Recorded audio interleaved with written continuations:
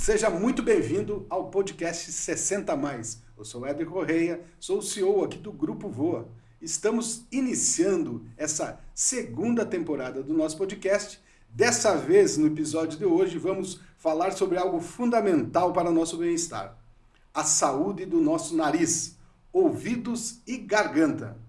E vamos abordar um tema que muitos podem achar surpreendente: como isso funciona na maturidade, a cirurgia plástica e a rinoplastia.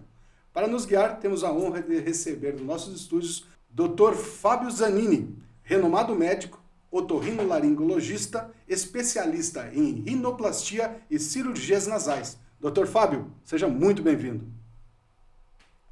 Olá, Éder, tudo bem? Obrigado, primeiramente, agradecer pelo convite.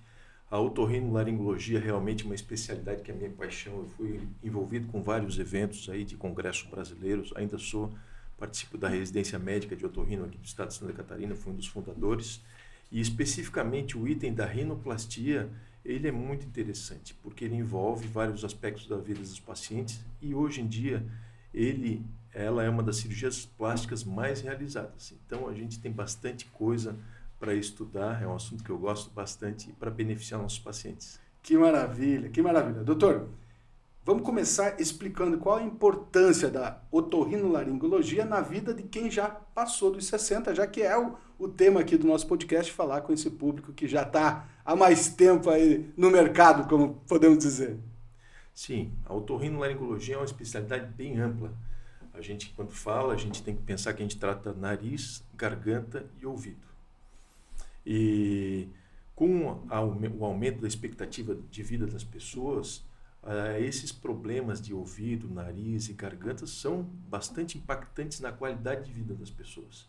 Então, desde perda auditiva, perda de olfato, aspectos do envelhecimento, a gente, na nossa especialidade, consegue melhorar bastante coisa. Maravilha! Vamos começar focando no nariz. É comum queixas de pessoas mais velhas com dificuldade de respirar, o nariz entupido, né? Quais são as principais mudanças que acontecem na estrutura nasal com o envelhecimento? Então, a cirurgia do nariz, a rinoplastia, é uma cirurgia que você pode melhorar tanto o aspecto estético quanto funcional do paciente. E com o envelhecimento, esses são dois pontos que são bem assim envolvidos, né? Então, com o envelhecimento, o nariz ele cresce a vida toda, não sei se tu sabes. Não. Mas então é um problema. Poxa. E algumas características do nariz, por exemplo, uma ponta mais caída, estão associadas ao envelhecimento. Olha né? só. E, por exemplo, se a pessoa tem um nariz mais torto, ela vai continuar ficando cada vez mais torto, né? Então, no processo de envelhecimento, a gente consegue contornar esses problemas, tanto respiratórios, qualidade de sono, olfato, né? Tem bastante coisa que acontece com o envelhecimento que a nossa especialidade pode ajudar na rinoplastia especificamente. Interessante. E para vias práticas, né? Como é que procedimentos podem ser adotados para aliviar esses sintomas, né? No dia a dia? A lavagem nasal, ela é recomendada para pessoas que já passaram dos 60? Quando a gente fala assim de obstrução nasal, Éder, existem dois pontos assim de abordagem. Um é o clínico e o outro é o cirúrgico. Fazer um bom diagnóstico e num bom especialista ajuda a fazer essa triagem. E a lavagem nasal, ela faz parte principalmente no tratamento inicial. A gente sempre recomenda para os pacientes, porque ela ajuda a tirar as impurezas do dia a dia, então pelos de animais, pólen de gramíneas que assim estimulam muito a rinite alérgica. Então, o soro fisiológico jogado no nariz, ele tira essas impurezas e permite que algumas células que a gente tem dentro do nariz funcionem bem para ter uma limpeza automática do nariz. Então, ajuda a restabelecer a saúde do nariz. É muito importante. Existem outros medicamentos que a gente pode fazer também de acordo com o diagnóstico do paciente. Então, antialérgicos, né, anti-inflamatórios, às vezes até antibióticos em algumas situações. Então, a questão da lavagem nasal, ela pode ocorrer em qualquer momento, não necessariamente se a pessoa apresenta algum sintoma. Ela pode fazer isso numa vida toda. Sim, sim, inclusive as pessoas que não têm doença. Às vezes você está ali viajando para um lugar que tem muita poeira, pega uma estrada empoeirada, a lavagem nasal ela ajuda a evitar até uma sinusite em um paciente que não tem nenhum problema. Olha que interessante. Interessante. E falando em respiração, o ronco, a apneia do sono, eles são bastante frequentes e deve ser uma recorrência no seu consultório, né? Qual a relação desses problemas com a saúde nasal? E quais os riscos de uma noite mal dormida para a saúde do idoso? Então, a apneia do sono, ela é além do ronco, né? Geralmente a apneia do sono está associada ao ronco, que o barulho por si só já causa até muitos problemas, inclusive conjugais, né? De fato.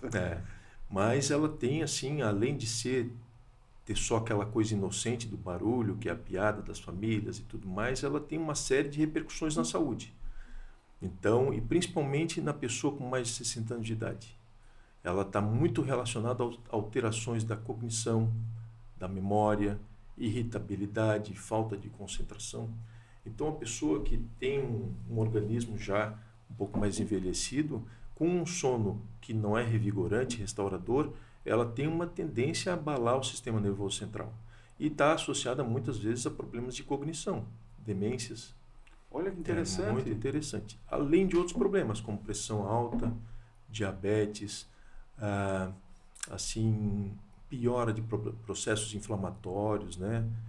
Reumatológicos, então, alteração da dentição. Aquele ronco que pode ser a piada do churrasco de domingo. Isso mesmo. Na verdade, tem muito mais, né, como um indicativo que tu trouxe sobre essas deficiências aí apresentadas. O que é indicado quando o sujeito apresenta essa condição? No tratamento, tem alguma ação paliativa ou realmente é necessário uma ação por via do médico mesmo? Então, algumas coisas a gente considera assim, a gente diz que são condutas para ter um bom sono. E seriam, entre elas, né, evitar dormir de barriga cheia, evitar uma atividade física muito pesada antes de dormir, evitar medicamentos que induzam ao sono, que relaxam muito a musculatura, então a pessoa tem uma tendência, toda essa musculatura a cair, né? E, em geral, essas condições já aliviam bastante. Olha, interessante. Eu não sei se eu falei a respeito de barriga cheia à noite. Falei. Uhum. Muitos dos nossos ouvintes podem ter desvio de septo e considera que nessa idade talvez já não tenha mais por que fazer. Vale a pena corrigir nessa fase da vida? O desvio de septo, ele parece uma coisa assim que não tem grandes repercussões, mas ele influencia bastante na repercussão geral da saúde da pessoa. Muitas vezes o desvio de septo está relacionado a apneias leves ou moderadas e a gente consegue resolver tratando o desvio de septo. E como a tecnologia melhorou muito para um procedimento cirúrgico, né, para septoplastia, para correção do desvio de septo, as medicações, as técnicas cirúrgicas, claro que você tem que estar também em um centro especializado para isso, em médicos bem formados para isso. Como a tecnologia melhorou bastante, hoje o risco da cirurgia, o desconforto no pós-operatório está muito controlado. E como também a expectativa de vida da população modificou, as pessoas precisam continuar trabalhando, querem estar ativas, além dos 60 anos de idade, a cirurgia da septoplastia é super indicada e muito bem aceita nessa fase da vida. Maravilha. Então você que está, né, vendo esse podcast e está com dúvida sobre essa intervenção, tá aí o doutor nos comprovando que vale a pena. Agora a gente vai entrar um pouco, né, eu privo da convivência com o Dr. Fábio e sei da qualidade dele como especialista em rinoplastia. Quando pensamos em cirurgia plástica, doutor, geralmente imaginamos isso em pessoas mais jovens, certo? Mas como é que no público 60 mais existe procura? Como é que funciona? Como a gente é aqui, ambos os dois. Ainda não chegamos nos 60 anos, né? Mas a gente aqui tem o objetivo de levar conteúdo para esse público. Eu queria que tu falasse como é que funciona isso, como é que é a procura no seu consultório de públicos, né, que já passaram dos 60 anos. Tem aumentado, a rinoplastia acima dos 60 anos tem aumentado cada vez mais. A expectativa de vida da população aumentou bastante. Como a gente já conversou aqui, o controle, a segurança é bem grande, né? E a qualidade que a cirurgia traz, tanto na autoestima quanto na parte funcional, elas valem bastante realizar essa cirurgia. Então tem tido uma procura cada vez maior. Alguns aspectos da rinoplastia podem melhorar o aspecto do envelhecimento, como a gente conversou, né? Aquela pontinha caída, o ângulo da ponta do nariz com o lábio, ele assim está associado na visão das pessoas com o envelhecimento. Então, geralmente as pessoas mais novas têm a pontinha do nariz mais levantada. Só um detalhe que eu estou falando aqui de vários aspectos da rinoplastia, né? Então a pessoa fica mais jovial, a autoestima melhora com essa cirurgia, além da parte funcional, né? Que a pessoa consegue ter uma qualidade de vida bem razoável fazendo a cirurgia. Maravilha, né? Porque justamente eu tenho para mim que hoje 60 é os novos 40, né? As pessoas hoje com 60 anos têm uma vida espetacular, né? Ativa. Então, a autoestima ela tem que estar presente e faz todo sentido a gente entender melhor isso e quebrar alguns tabus também, algumas falha de comunicação, né? Então, o objetivo justamente nosso é levar esse tipo de conteúdo para o nosso público para que cada vez mais se amplie isso e que as pessoas vivam cada vez melhor.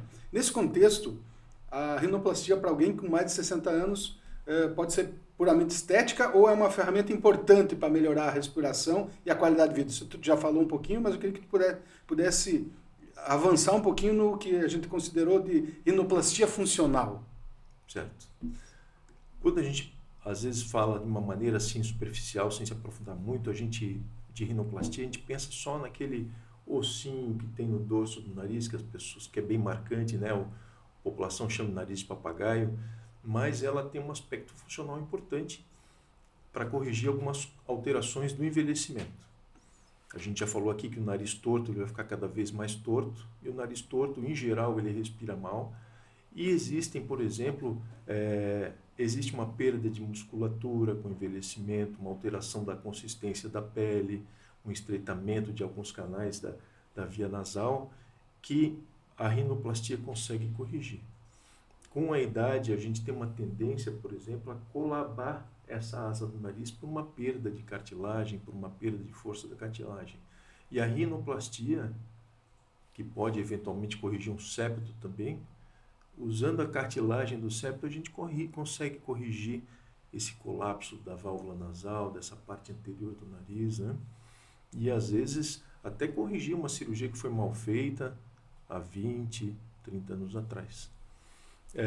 As pessoas às vezes pensam assim, poxa, eu tenho 60 anos, não vou fazer agora, minha vida já não fiz com 20, não fiz com 30, não fiz com 40, mas é impressionante como as pessoas estão mais produtivas hoje em dia, né? E estão podendo colaborar com a sociedade, até com a experiência, né? E vale muito a pena manter essas pessoas se manterem no mercado de uma maneira ativa, e na vida em geral de uma maneira ativa, né? E a rinoplastia consegue fazer essa parte funcional da respiração, que contribui para isso também, né? Maravilha! Tu falou antes sobre o nariz cai, né?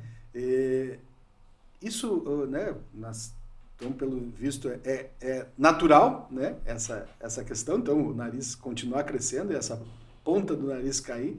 E isso, quando acontece, chega a prejudicar a respiração da pessoa?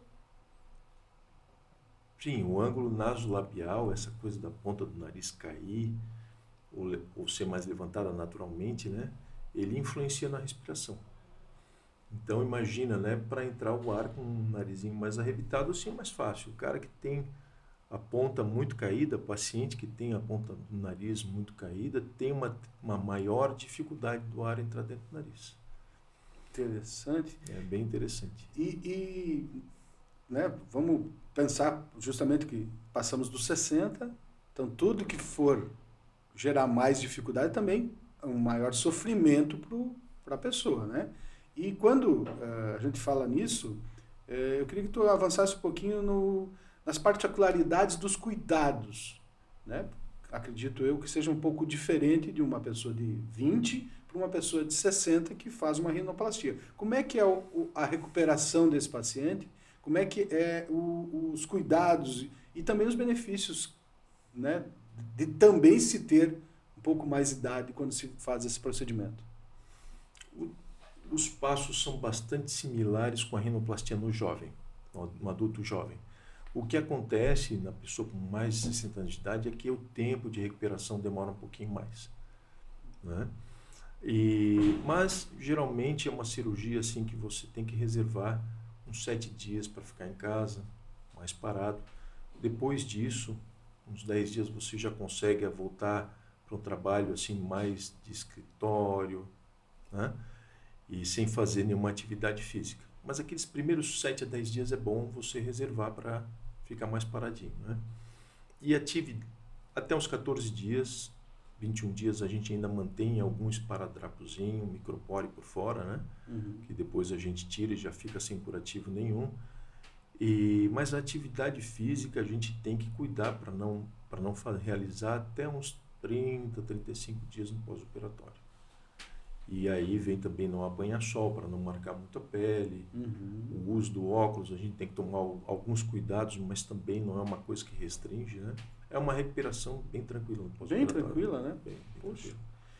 Antigamente a gente usava tampão dentro do nariz e era um drama. Isso não usa mais. O paciente ficava com aquele tampão ali por 2 a 3 dias sem respirar, voltava para o consultório, a gente tinha que tirar aquilo do nariz e às vezes aderia por dentro do nariz. Hoje em dia, a recuperação, o paciente já sai respirando sem cirúrgico. Que bem tranquilo. A tecnologia, ela tem nos ajudado em muito, né? E na saúde, então, é incrível, né? Eu queria avançar também, né, para que isso pode ser um sonho antigo, né? Às vezes a pessoa, tu falasse antes também, né? Um sonho antigo de recuperar a autoestima, né? Então, eu queria que o senhor deixasse até uma mensagem, né, para quem tem mais de 60 anos e se considera e está considerando a ideia de fazer uma rinoplastia, seja por estética, seja por funcional, né? O que tu poderia dizer para esse cara que, pô, tô aqui, tenho sonho, mas ainda não tomei a ação? Tu trouxe aí a questão da recuperação de ser muito mais fácil, né? Eu acho que aquele último empurrão, como é que tu procede nessa questão? Vou te dizer que participar do processo assim de escolha do paciente com mais de 60 anos de idade para fazer uma rinoplastia é muito empolgante, porque a pessoa já realizou várias tarefas da vida e chega com saúde aos 60 anos de idade, com uma capacidade física de realizar a cirurgia. E o mundo mudou muito, né? Antigamente, aos 60 anos de idade, a gente não tinha uma perspectiva muito grande, né? Hoje, aos 60 anos de idade, a pessoa está participando, está estudando, às vezes está começando uma faculdade, e ver a pessoa se desprender de alguns preconceitos em relação à idade e partir para um próximo passo, assim, de melhorar, é muito legal. E vale muito a pena e os resultados são muito bons. Que legal. Doutor Fábio, vamos falar um pouquinho também dos outros sentidos, né? A perda do olfato é comum com a idade? Como isso impacta na vida das pessoas? É uma situação que a gente tem que tomar um certo cuidado. Vários problemas simples podem levar à perda do olfato, mas é sempre bom a gente esclarecer qual a sua causa. Pode às vezes estar associado a uma sequela, uma cicatriz de um resfriado recente, uma gripe, até um Covid, né? Mas pode estar associado já a alguma infecção crônica, ou às vezes até algum problema cognitivo, um problema mental, tipo Alzheimer.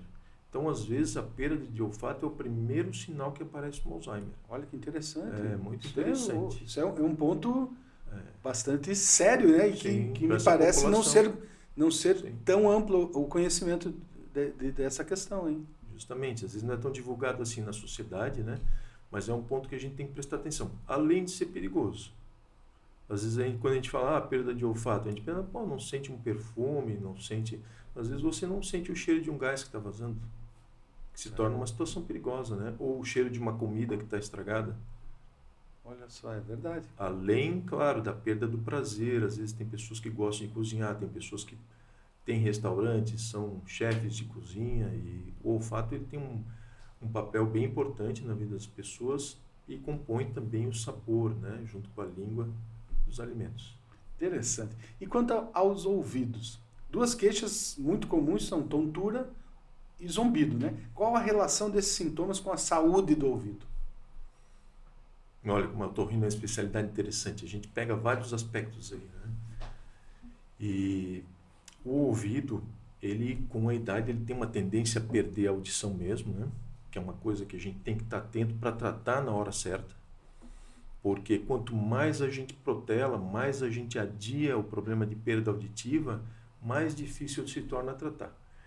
E a perda auditiva vai desde coisas simples, como remover a cera de ouvido, até coisas mais complexas, como uma perda ali do envelhecimento da audição. Quando é só tirar uma cera de ouvido, a gente vai lá, pega um sorinho, joga, faz uma lavagem, que se faz há muito tempo já, né? Uhum. O pessoal antigamente ia no farmacêutico, não deve mais, né? Ou você tem que usar um aparelho auditivo, né? Para você compensar essa perda auditiva, ou às vezes até alguma cirurgia, que não é raro acontecer, essa necessidade, né? E também a perda auditiva está associada à demência, também ao Alzheimer. Existem vários trabalhos apontando para essa tendência, porque a linguagem, ela é uma coisa que estimula o cérebro.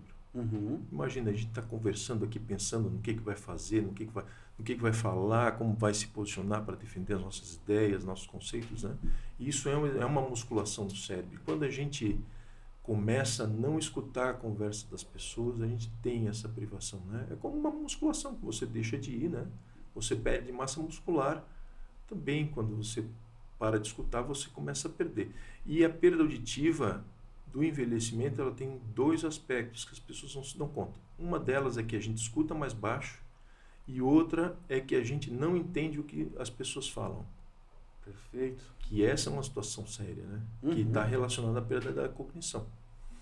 E quanto maior a perda da cognição, mais difícil aquela não entender o que as pessoas falam. Quanto mais você perde isso, mais difícil fica adaptar. Fazer uma prótese auditiva. Se você faz a prótese auditiva no início dessa perda do reconhecimento da fala, às vezes tem pacientes que até melhoram um pouquinho o reconhecimento, sabe? Passando 1 ano ali de tratamento. É muito interessante. E aí o zumbido também. A maioria dos casos de zumbido, às vezes o paciente chega assustado na nossa clínica ali, falando, poxa, eu estou com zumbido, será que tem uma lesão mais grave, alguma coisa assim? A maioria dos zumbidos não está relacionada a nenhum problema grave, sabe? Ah, é? Que bom, né? Graças a Deus. Pô, coisa boa. Mas ele pode incomodar bastante a vida das pessoas. Porque pode ser incômodo, né? Sim, tirar a concentração e tudo mais, né? Dependendo da intensidade, deve ser um atrapalho significativo, né? Sim, para dormir à noite. Isso tem tratamento? Como é que o paciente deve proceder se o caso for zumbido? Alguns tipos de zumbidos são difíceis de tratar, sabe? Mas existem soluções, sim. A causa não é sempre a mesma. Como a gente falou, às vezes uma cerinha de ouvido ali, às vezes pegou uma gripe, fica com um zumbido, ouvido tampado por uns dias.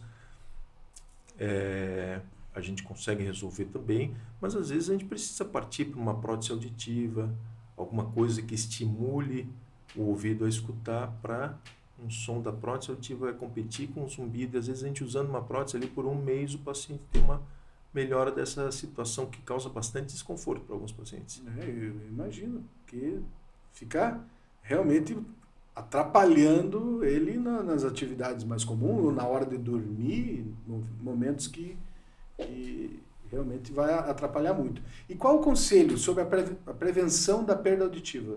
Em que momento que se deve procurar ajuda? Como é que se diagnostica? faz o diagnóstico para o uso de uma prótese auditiva? Primeiro, uma coisa que aparece bastante é o aumento do volume da televisão. Então, assim, tá todo mundo escutando bem a televisão ali na família, sentado no sofá, e o paciente com perda auditiva é aquele que vai pedir para aumentar o som. Isso aí dica interessante, hein? é bem marcante. Quando começa a acontecer isso com frequência, é bom procurar um otorrinolaringologista, e aí tem alguns exames que a gente faz para ajudar a identificar qual é a causa da perda auditiva mesmo, né? Entre eles a gente tem a audiometria e mitanciometria. Existem alguns outros testes com diapasão, mas esses são talvez os mais rápidos assim para se fazer e são bem práticos também. E esses exames na sua clínica todos estão disponíveis? Temos disponíveis, sim.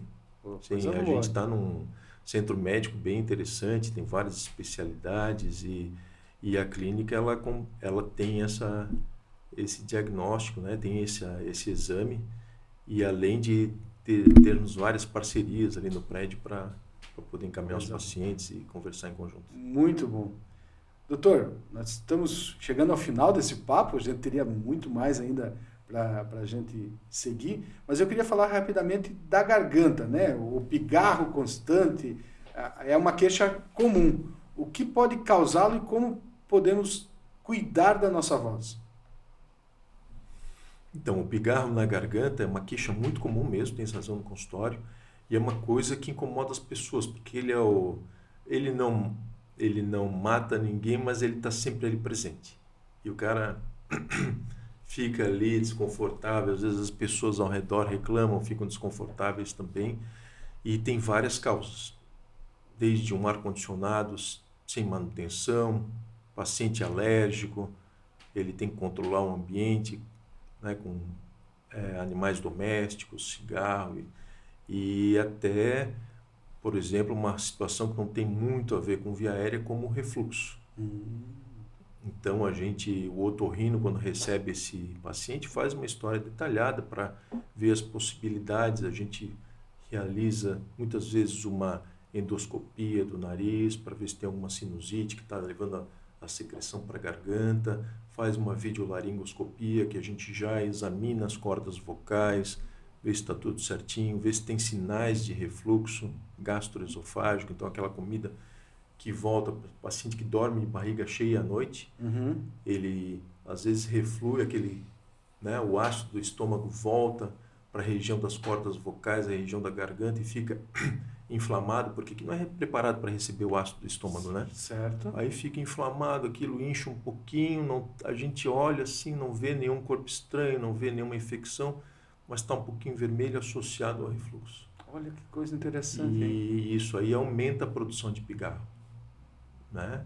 Que fica aquele pigarro que está sempre incomodando. Então, desde problemas alérgicos, infecciosos, problemas ambientais, né? Eles podem gerar esse pigarro na garganta que se torna tão chato às vezes, né? E às vezes vai no médico, agora vamos tratar o refluxo. Agora, não melhorou o refluxo, vamos tratar a rinite alérgica, vamos tratar, né? Tem que fazer um diagnóstico bem detalhado e aprofundado, às vezes, para a gente descobrir o que é o tal do pigarro na garganta. E a voz é um tema muito importante que a gente atende no consultório de professores, cantores, né? Repórteres também, né? Pessoas que trabalham com a voz e não tomam o cuidado adequado, né? Então, tomar bastante líquido, evitar choques térmicos, porque isso acaba diminuindo a defesa de toda essa pele toda a mucosa da via aérea, inclusive das cordas vocais, né? Gargarejos com água morna e sal, ingesta de maçã, por exemplo, né? E às vezes quando o paciente é um profissional da voz, às vezes até uma fonoterapia, né? Para fortalecer aquela prega vocal, para a pessoa poder falar por períodos maiores, fazer pausas. Então, essas são algumas coisas que a gente tem que tomar cuidado com a voz. Maravilha. Doutor Fábio, pelo que a gente já trouxe aqui, os ouvintes já puderam ver o quão amplo é e quanto conhecimento o senhor tem nessa área. Mas eu gostaria que o senhor fizesse o convite para que eles lhe conhecessem mais, né, as suas redes sociais, o seu endereço, onde que está a sua clínica, né, que as pessoas pudessem te encontrar, como é que elas fazem para te encontrar, para ter todo esse conhecimento em forma de consulta, né? Sim. Nós temos uma clínica, se chama Clínica Ares, fica aqui no centro da cidade, e no complexo hospitalar bem completo mesmo. E nós temos o site, aresclinica.com.br. Vocês podem acessar. Nós temos outros colegas também que trabalham junto com a gente, fonoaudiologia, vários exames, outros otorrinolaringologistas bem próximos e bem selecionados para poder atender a turma aí com mais de 60, né? E, na verdade, a gente atende o público em geral mesmo. Maravilha. Doutor Fábio, te agradecer imensamente por tu participar aqui desse momento com a gente, agora que a gente está iniciando essa segunda temporada, como eu falei, nos bastidores, iniciando com o pé direito, né? A ideia é satisfação. Trazer pessoas que possam agregar, que tenham conhecimento e que a gente, por essa janela que a gente abre aqui, e como eu falei antes de nós iniciarmos, a gente ocupar um espaço, né? A internet, ela é um lugar onde o bom e o ruim ocupam um espaço. Então, que a gente possa contribuir de maneira positiva na vida das pessoas, trazendo esse conteúdo, como pessoas como o senhor, que possam vir aqui falar de suas especialidades, falar com esse público que realmente merece, tem muito tempo ainda de vida, né? E vida com qualidade, porque também isso é importante. Então, você que chegou até aqui, que pôde usufruir desse conteúdo, curta, compartilha, indique o nosso canal para outras pessoas que também você sabe que faz parte dessa nossa comunidade. Nos vemos em breve. Até lá!